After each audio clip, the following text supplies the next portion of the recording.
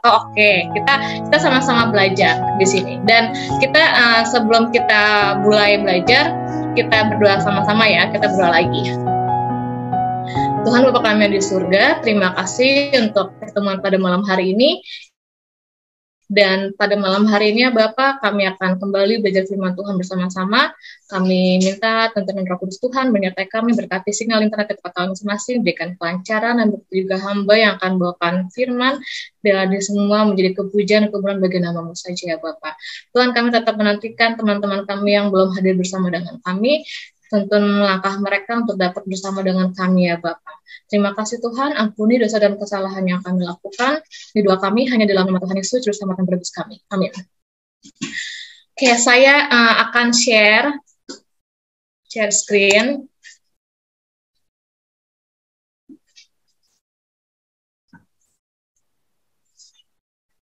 Semoga tidak ada masalah. Karena saya selalu mempunyai masalah kalau udah share screen gini. Oke, pada malam hari ini firman Tuhan berjudul Come Closer.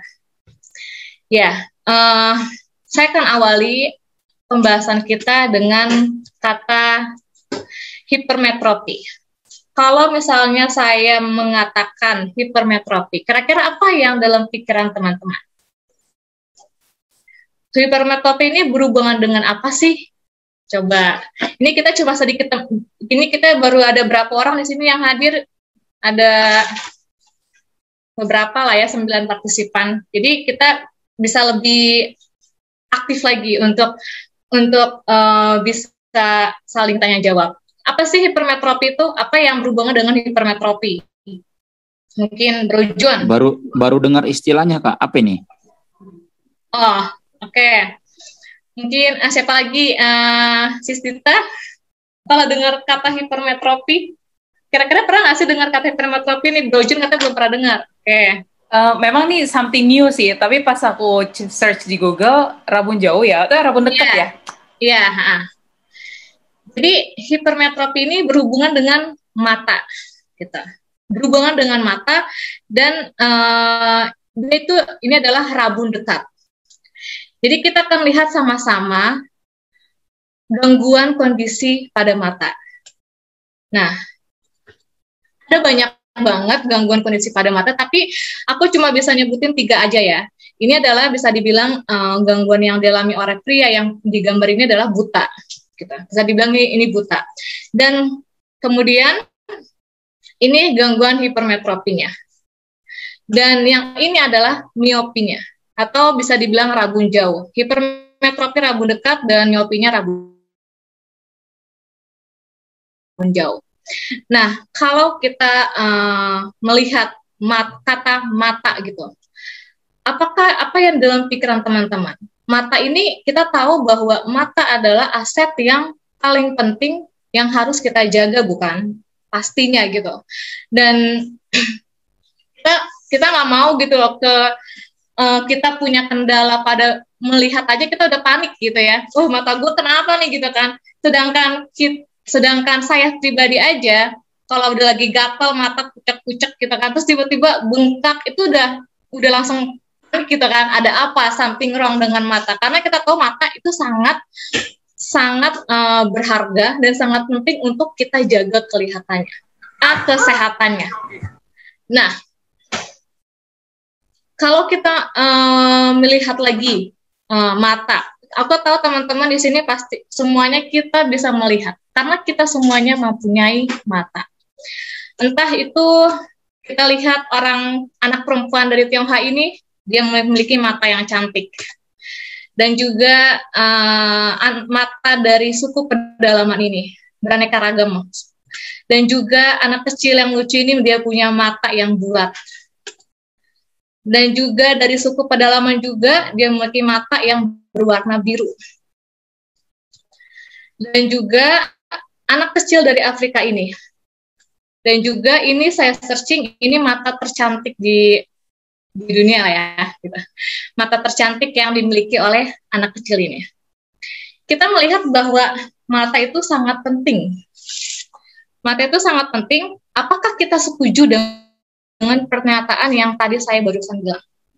Saya yakin pasti kita semua setuju. Atau ada lagi pernyataan ya teman-teman yang kurang setuju gitu kan. Enggak, mata enggak terlalu penting, tapi bayangin ya kalau misalnya mata kita kenapa-napa, pasti kita juga akan panik gitu ya. Karena kita nggak bisa bekerja, kita nggak bisa melakukan suatu hal, melihat sesuatu hal. Dan itu sangat mengganggu kita gitu kan.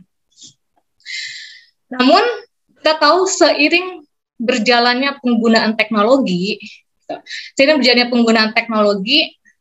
dan bertambahnya usia, jangan kaget kalau kita akan mengalami gangguan pada mata kita, ya, dan kita akan mengalami sesuatu hal yang nggak kita harapkan. Dan bisa jadi ada dua hal, rabun dekat atau rabun jauh. Rabun dekat yang kita udah tahu tadi, yang aku bilang di awal, itu adalah hipermetropi. Secara umum, saya akan berikan keterangan mengenai dua hal ini. Rabun jauh itu tadi bilang berlawanan dengan rabun dekat pastinya. Rabun jauh kondisi di mana orang itu nggak bisa melihat sesuatu dalam jarak, sesuatu yang letaknya jauh. Gitu. Itu rabun jauh. Dan rabun dekat di mana orang itu nggak bisa melihat sesuatu yang dekat. Padahal benda itu dekat. Padahal benda itu dekat, tapi orang itu nggak bisa melihat benda yang dekat itu karena dia memiliki rabun dekat. Dan hal ini diakibatkan lensa mata yang dapat memipih untuk memperkecil jarak fokus. Jadi lensa mata kita udah ada gangguan sedikit lah, jadi jarak fokus kita akan menjadi sangat kecil. Nah, sedangkan hipermetropi disebutkan sebagai rabun dekat. Jadi di mana kondisi mata kehilangan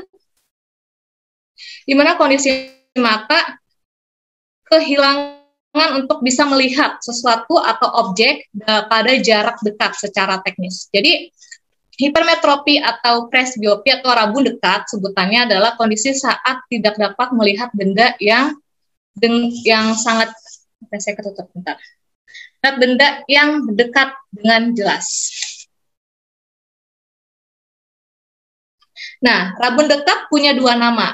Yang pertama tadi hipermetropi. Hipermetropi ini untuk anak-anak. Terjadi pada anak-anak dan orang dewasa di bawah 40 tahun. Sedangkan yang teman-teman bisa lihat di sini ada presbiopi. Presbiopi ini terjadi pada orang dewasa di atas 40 tahun ke atas. Nah, menurut para ahli, kebanyakan bayi lahir ini pada keadaan hipermetropi.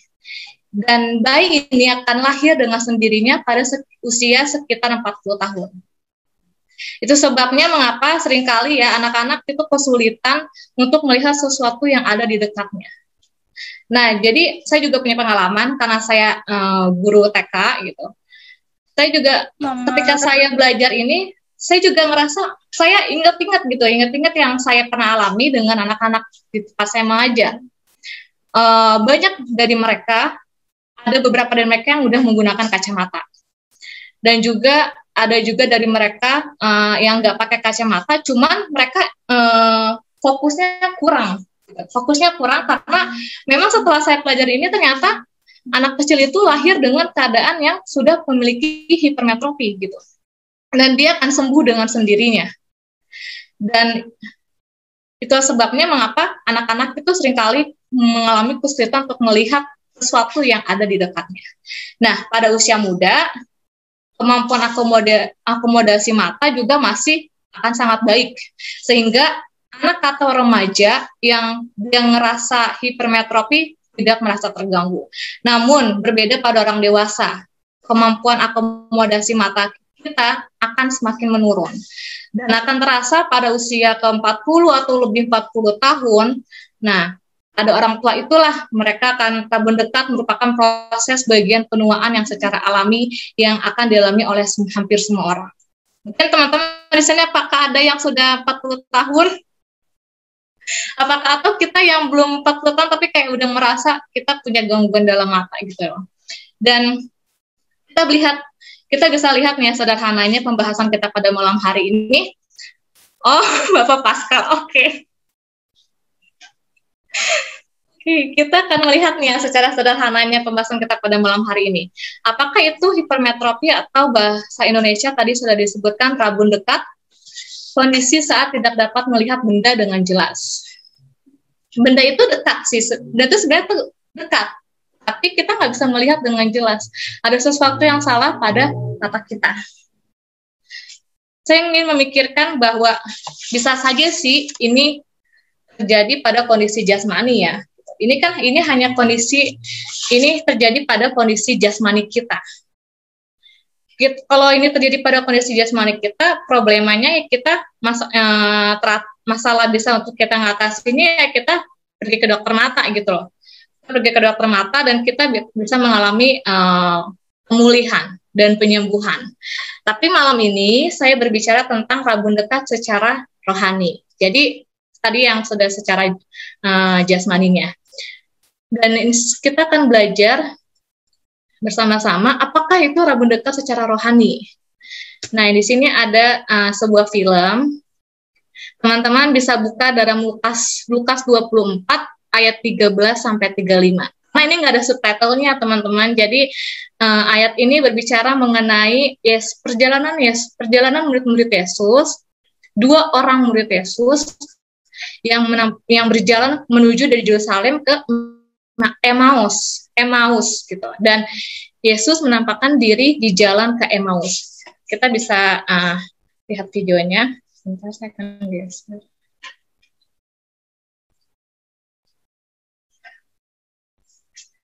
Kedengaran suaranya nggak ya? Dengar. Oke, syukurlah. Teman-teman bisa lihat di Lukas 24 ya, ayat 13 sampai 35.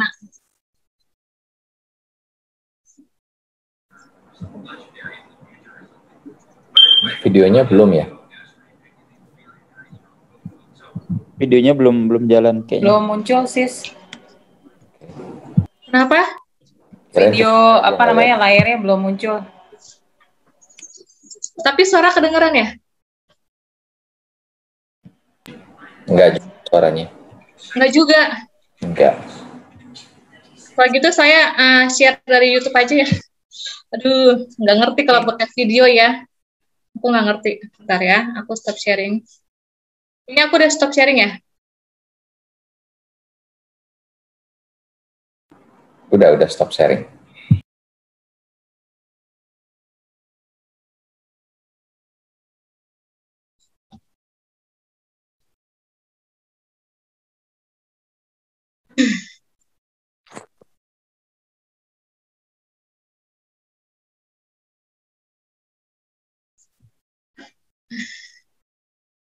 Oke, nggak kendala. Nggak bisa kebuka. Aduh. Oke, oke ya. Kita baca ayat-ayatnya aja ya. Ayatnya aja supaya teman-teman bisa. Ada linknya mungkin? Aku bisa share. Sebentar ya, Kak.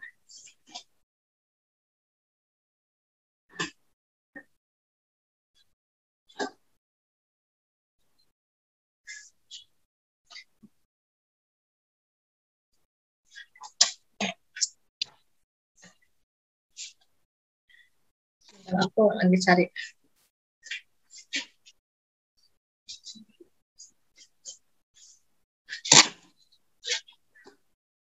Ini judulnya. Atau kalau udah di-download bisa di-play terpisah aja, Mel. Kalau udah di-download. Apa udah download? Play terpisah aja dari slide maksudnya. Enggak sih, aku nggak download, tapi aku cuma Oh, link ya, tadi link ya. Udah ya? Udah kayaknya.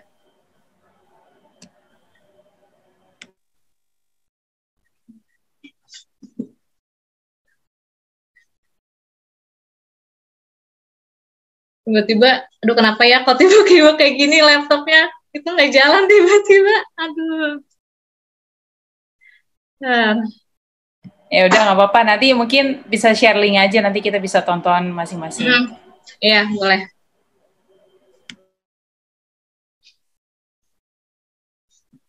Ya, nanti dimasukin ke Telegram aja lah ya. Kan teman-teman semuanya pada punya Telegram ya. Oke. Tapi ini kelihatan nggak sih, Kak? Enggak juga ya? Coba di play. Nih. Nah, udah nih. Udah. Sekarang udah kelihatan. Oh, berarti nggak boleh di zoom. Ini aku nggak zoom soalnya. Coba full screen. Sekarang. Coba tes dulu. Coba ya. Bisa nih, udah bisa. Thanks, Kak. Gak ada suaranya. Suaranya nggak ada. Oh, Mel, kamu harus share screen-nya, tapi di bawahnya share sound juga. Coba ulangin share-nya. Kamu share screen, tetapi sound-nya kamu tik juga. Oh gitu. Coba ya.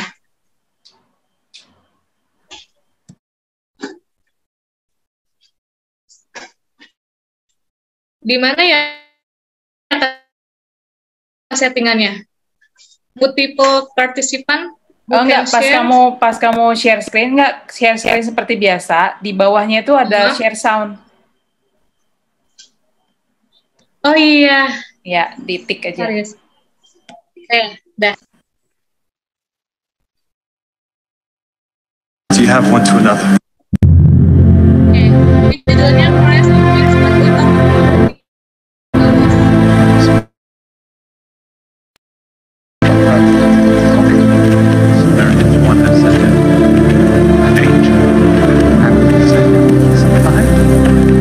What manner of communications are these that you have one to another, as you walk and are sad? Art thou only a stranger in Jerusalem, and hast not known of the things which are come to pass there in these days? What things? Concerning Jesus of Nazareth, which was a prophet, mighty in deed and word before God and all the people, and how the chief priests and our rulers delivered him up to be condemned to death and have crucified him. But we trusted that it had been he which should have redeemed Israel. And beside all this, today is the third day since these things were done. Yea, and certain women also of our company made us astonished, which were early at the sepulchre. When they found not his body, they came saying that they had also seen a vision of angels, which said that he was alive. And certain of them which were with us went to the sepulchre and found it even so as the women had said, but him they saw not.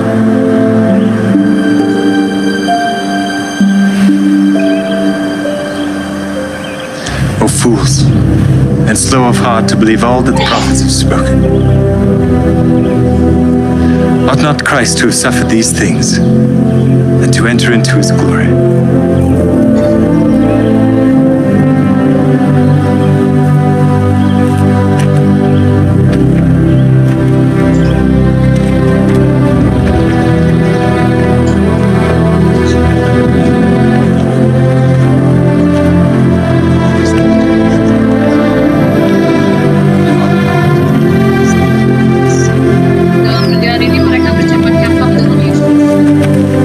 Abide with us, for it is toward evening, and the day is far spent.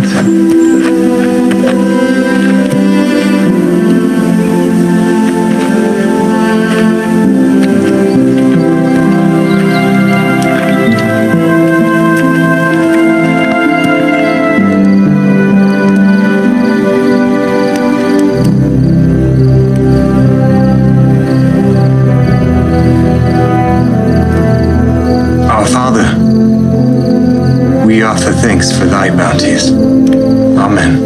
Amen.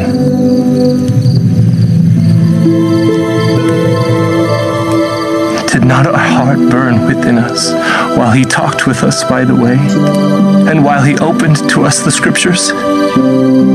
We must return to Jerusalem this very hour.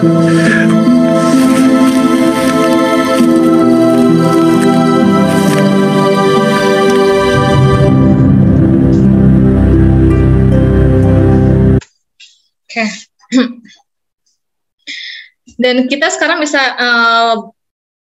kelihatan ya teman-teman dalam Lukas 24, ini di ayat 13 sampai 15. Teman-teman bisa minta tolong untuk bacakan. Siapa yang willing dan sudah ready untuk baca?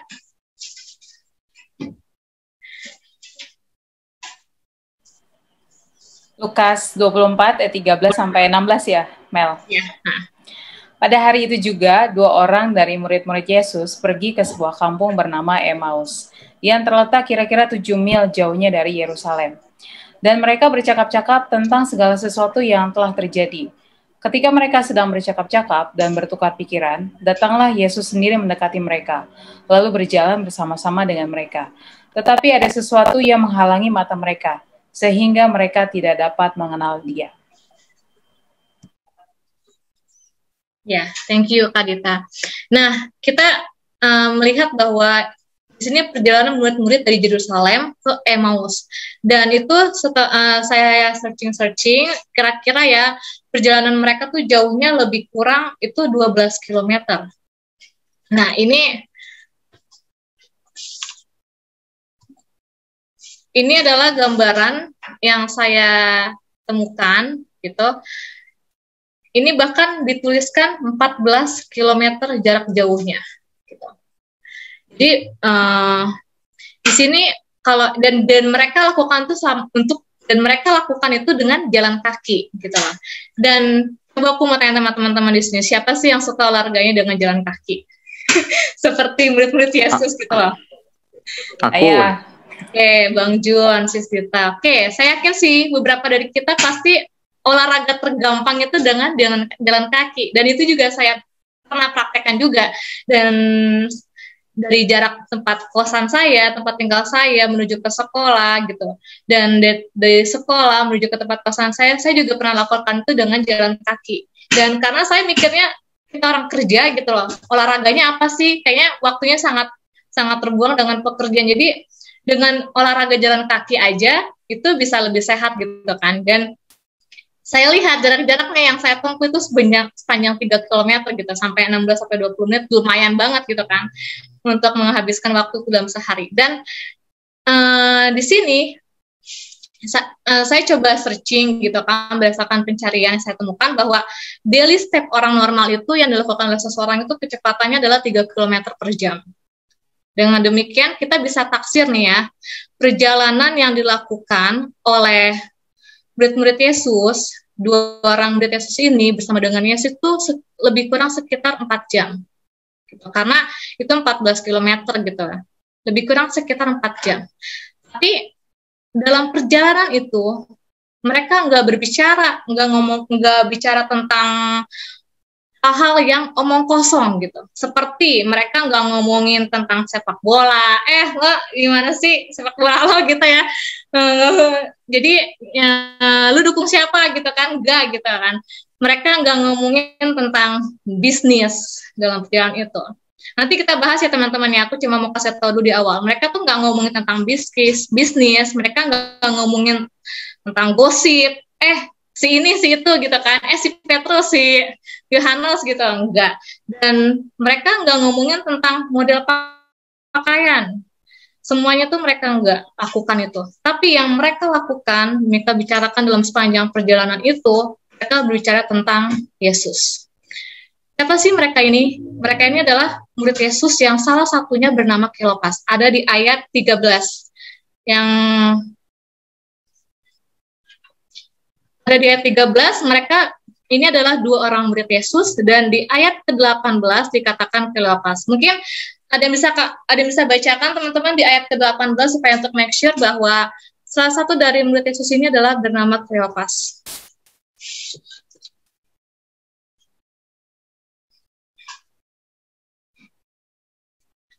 Lukas 24 ayat 18 ya? Ya. Seorang dari mereka namanya Kleopas menjawabnya, adakah engkau satu-satunya orang asing di Yerusalem yang tidak tahu apa yang terjadi di situ pada hari-hari belakangan ini? Oke, jadi ada murid Yesus, salah satunya bernama Kleopas. Yang sedang mereka bicarakan adalah mereka bicara tentang guru mereka yang sedang mati di kayu salib, kemudian dimakamkan. Itu yang mereka bicarakan. Pertanyaannya adalah mengapa pada saat mereka berbincang-bincang, padahal ada Yesus ya di sampingnya ya, dekat dengan Yesus, tapi kenapa mereka nggak kenal sama Yesus? Yang mereka bicarakan itu adalah Yesus gitu. Padahal Yesus begitu dekat dengan mereka. Mereka berbicara tentang Yesus. Mereka adalah murid-murid Yesus. Tapi mereka tidak dapat mengenal Yesus. Teman-teman, di awal tadi saya singgung tentang hipermetropi ya, atau rabun dekat.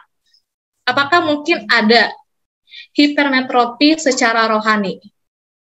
Tadi hipermetropi secara jasmani udah pasti ada, udah jelas secara biologis.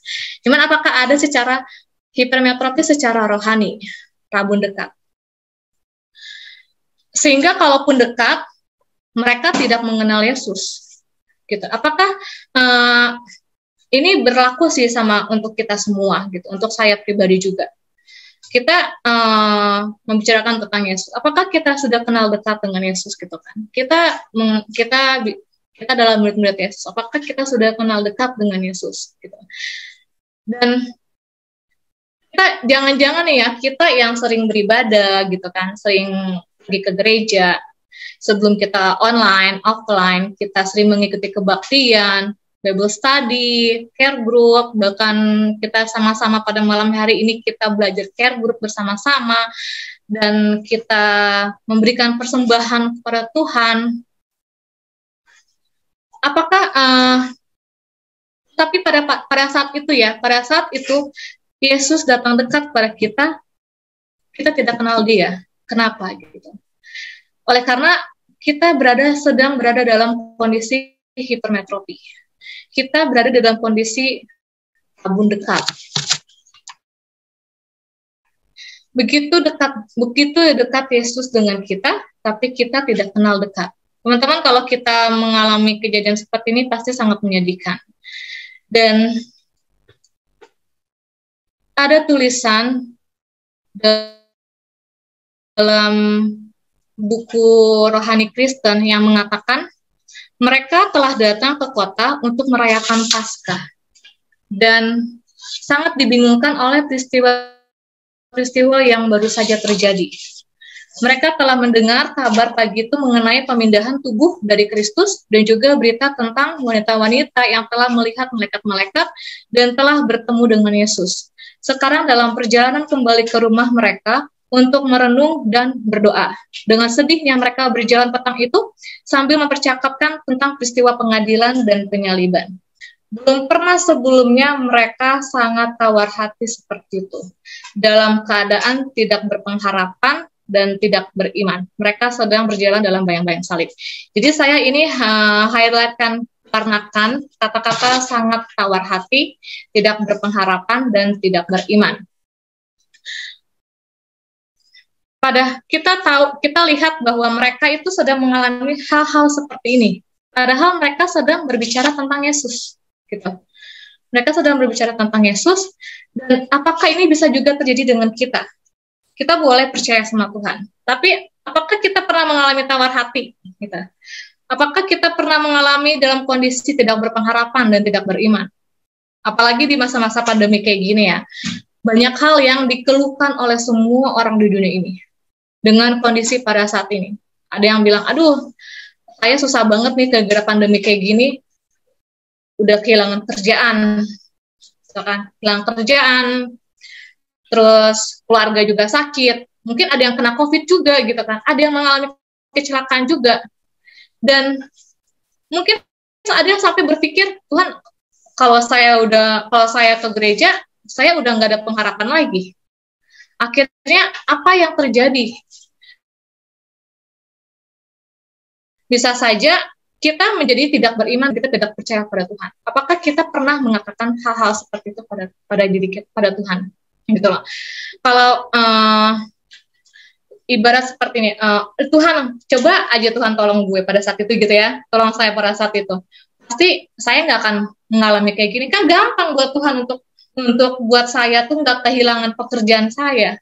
Kan gampang buat Tuhan menahan pencobaan dalam hidup saya, menahan bencana-bencana yang terjadi sehingga nggak akan terjadi hal-hal seperti ini. Bisa saja semua peristiwa-peristiwa yang kita alami itu membuat kita tawar hati.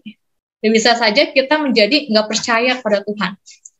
Dan teman-teman, Yesus itu tahu kesusahan yang dialami oleh dua murid ini yang sedang berjalan. Yesus mengetahui betapa rindunya sebenarnya Yesus menyapu air mata mereka dan memenuhi mereka dengan kegirangan dan sukacita. Tapi ia harus memberikan sebuah pelajaran yang tidak akan mereka bisa lupakan. Kenapa mereka bisa tawar hati? Karena mereka tidak berpengharapan dan kenapa mereka tidak berpengharapan dan tidak beriman? Sebenarnya jawabannya sederhana, karena mereka tidak bertemu dengan Yesus yang telah bangkit. Pelajarannya apa? Dalam Lukas 24 ayat 25 sampai 27. Sis Helen bisa bacakan, Sis? Ayat 25 sampai 27. Lalu ia berkata kepada mereka, "Hai kamu orang bodoh, betapa lambannya hatimu, sehingga kamu tidak percaya segala sesuatu yang telah dikatakan para nabi. Bukankah Mesias harus menderita semuanya itu untuk masuk ke dalam kemuliaannya?" Lalu ia menjelaskan kepada mereka apa yang tertulis tentang dia dalam seluruh kitab suci, mulai dari kitab-kitab Musa dan segala kitab nabi-nabi. Thank you, Sis Helen. Jadi, pelajaran apa yang Yesus ingin tawarkan kepada mereka yang tawar hati, tidak berpengharapan, dan tidak beriman? Yesus katakan kepada mereka, walaupun di jalan mereka berbicara tentang Yesus, apa yang Yesus lakukan setelah itu? Di ayat 27, lalu ia menjelaskan pada mereka apa yang tertulis tentang dia dalam seluruh kitab suci, mulai dari kitab Musa dan segala kitab nabi-nabi. Jadi, Yesus baca Alkitab gitu. Yesus menceritakan semua tentang dia, tentang dirinya gitu. Bukan omongan-omongan yang omong kosong yang tidak berguna. Tapi Yesus memberikan Bible study secara nggak langsung ya teman-teman. Yesus memberikan Bible study. Kalau untuk kita sekarang ini, kita bisa bilang ini Bible study. Kelompok kecil yang terdiri dari 3 orang. Dan mereka berbincang-bincang tentang kitab suci, seluruh kitab suci, mulai dari kitab Musa dan segala kitab nabi-nabi. Dalam perjalanan mereka kurang lebih 4 jam, bahkan lebih kalau aku bayangin ya, kalau betapa asiknya kalau membicarakan tentang firman Tuhan. Kalau udah serius-seriusnya itu bisa lebih daripada perjalanan yang seharusnya mereka tempuh dalam waktu 4 jam. Jadi 5 jam atau 6 jam. Karena mereka diskusi tentang firman Tuhan. Mereka lakukan Bible study bersama-sama. Dan kita boleh melihat di akhir perjalanan hingga mereka tiba di tempat tujuan mereka itu di Emmaus. Hari jelang malam, Yesus akan berpisahkan dari mereka. Dan mereka undang Yesus untuk datang. Dan saya mau menggarisbawahi kata undang. Gitu. Tadi kita lihat sama-sama ya. Kenapa mereka mau mengundang Yesus untuk datang bersama dengan mereka? Karena betapa sangat pentingnya mengundang Yesus datang. Nggak cukup hanya dengan membaca Alkitab. Kalau kita perhatikan ya, bagaimana tadi Yesus memecah-mecahkan dan memberikan roti kepada mereka. Di dalam tulisan buku rohani dikatakan bahwa makanan itu adalah pemberian dari Tuhan. Itu sebabnya semua itu ada di tangan Tuhan. Dan kemudian dibagikan, tadi kita lihat ya, ceritanya dibagikan kepada mereka. Apakah kita menyadari bahwa di tengah-tengah pandemi ini, kita tuh masih bersyukur kita memiliki makanan, kita masih bersyukur kita memiliki pekerjaan, kita masih bersyukur kita masih memiliki segala suatu halnya gitu, dengan baik, dengan sangat baik. Dan semuanya tuh datangnya daripada Tuhan. Beberapa ahli mengatakan bahwa maknanya Yesus memperingati kematian Yesus adalah maknanya Yesus telah mati di kayu salib untuk kita semua, supaya melalui kematiannya Dia menyediakan satu jalan kehidupan untuk kita. Dia menyediakan satu jalan kehidupan untuk kita boleh diubahkan dan kita memperoleh kesempatan untuk memiliki hidup yang kekal. Jadi kita hanya percaya pada Tuhan dan kita lihat apa obatnya untuk hipermetropi? Sebab pada waktu kita tawar hati, kita kehilangan iman kita pada akhirnya kita kita merasa walaupun kita datang ke gereja, kita baca kitab atau kita mendengarkan firman Tuhan, tapi sebenarnya kita lihat Yesus sebenarnya ada di dekat kita. Dan oleh karena itu, obat untuk rabun dekat ini dari peristiwa yang tadi kita lihat, yang pertama adalah baca Alkitab. Baca Alkitab ini kita udah tahu lah ya gitu ya, paling utama gitu. Cuman ini jadi refleksi untuk kita masing-masing dan untuk saya secara pribadi. Berapa sering sih kita meluangkan waktu kita untuk baca Alkitab? Ya kita mungkin bisa bilang, tapi aku udah sering banget loh menonton video-video khotbah gitu di YouTube. Ya boleh, nggak ada yang melarang gitu kan, nggak ada yang melarang. Cuman hubungan kita dengan Tuhan, meditasi kita dengan Tuhan itu sangat perlu, sangat penting untuk kita bisa meluangkan waktu kita baca firman Tuhan secara pribadi kita. Dan yang kedua tadi itu perhatikan apa yang dituliskan nabi-nabi tentang Yesus dan percaya. Mengundang Yesus untuk datang. Jadi pada waktu itu, pada waktu kita membaca Alkitab di Perjanjian Lama yang berbicara tentang Yesus, kita harus berpikir, apakah ayat yang sedang saya bacakan ini ada hubungannya dengan Yesus? Apa hubungannya ayat yang saya bacakan ini tentang Yesus? Semuanya harus mengarah kepada Yesus dan harus fokus pada Yesus. Apa kita pernah baca ya di penuntun Alkitab gitu, suka ada tuh yang flyer kecil gitu ya, kalau baru beli Alkitab itu pasti ada petunjuknya yang bilang apakah hubungannya ayat ini dengan Yesus. Itu pasti ada itu. Saya pernah mendapatkan itu juga sih, lihat itu.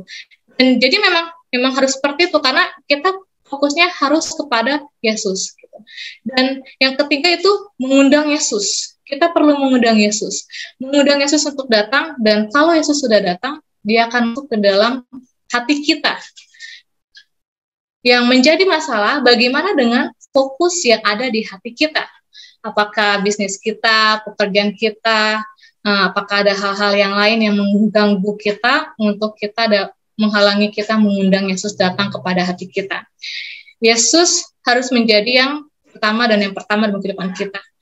Dengan menjadikan Yesus yang pertama dalam kehidupan kita, di dalam keluarga kita, dalam pekerjaan kita, dan dalam lain hal sebagainya. Hanya dengan kepastian inilah kita boleh mengundang Yesus, dan Yesus akan hadir di dalam rumah kita, dalam keluarga kita. Dan yang keempat, makan dengan Yesus. Kita makan dengan Yesus. Kita tahu ya, makanan itu sesuatu hal yang dilakukan setiap orang setiap hari. Itu nggak terkecuali ya, nggak ada orang yang nggak bisa makan gitu.